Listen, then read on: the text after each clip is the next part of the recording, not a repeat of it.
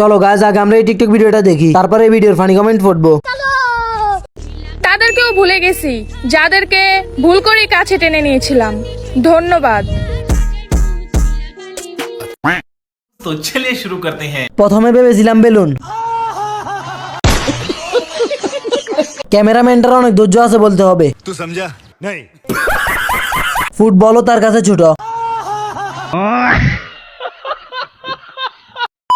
চলো গাইস, আগে আমরা এই টিকটক ভিডিওটা দেখি, তারপরে এই ভিডিওর ফানি কমেন্ট পড়বো। আমি যাকে বিয়ে করব তার মাসিক ইনকাম 1 কোটি টাকা হওয়া উচিত। এর কম হলে হবে না? না, এর কম হলে হবে না।